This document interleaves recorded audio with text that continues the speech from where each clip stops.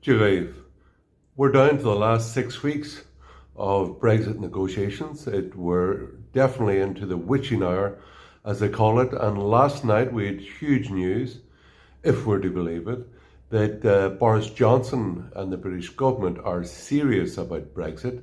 They want to implement full Brexit if no trade deal is on offer from the European Union.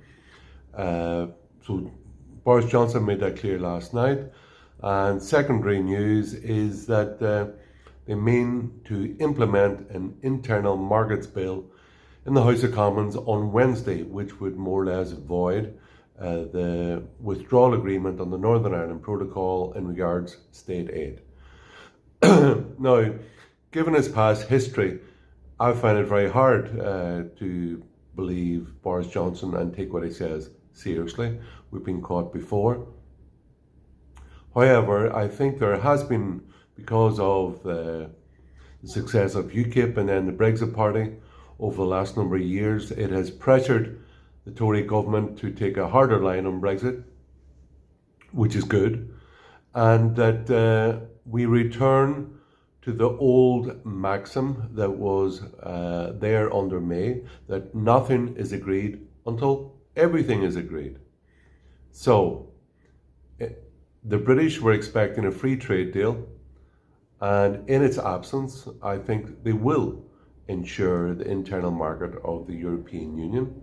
It means that the Irish government, which has sided completely as being basically servile to the European Union, allowed the European Union alone to negotiate on its behalf, and it has neglected any bilateral discussions with the UK over the last number of years in an attempt to force the UK's hand to not accept much less than Brexit, what the people in Britain voted for. So I'm very supportive of Brexit. I am also in favour of Irexit, and the Irish Freedom Party are fully in favour of a long-term Irexit from the European Union.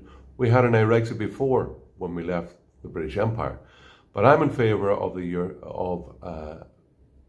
leaving the European Union.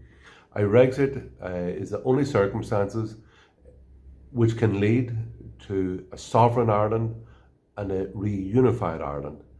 I think it will be good for the whole island of Ireland.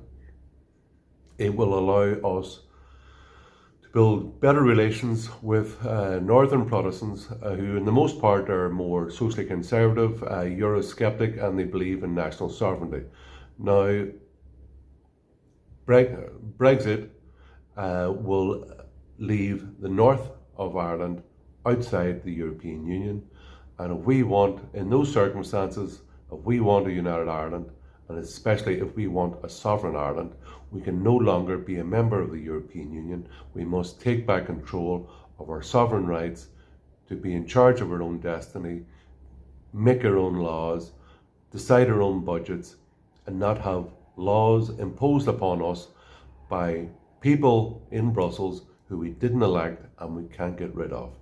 So my view today, as I'm much more optimistic about Brexit, I've got my hopes up, and we'll just have to wait and see what happens over the next 6 weeks. But from here, it seems that the British are taking a tough line on Brexit. I commend them for it. I hope they get the full Brexit that they voted for, and the European Union, its empire, is in a state of slow collapse and reduction. We know from history, a study of history over many centuries, that multinational empires break up into nation states, and I believe that is what is happening in slow motion today. My name is Herman Kelly. I'm president of the Irish Freedom Party. Go Rath Maith Agat.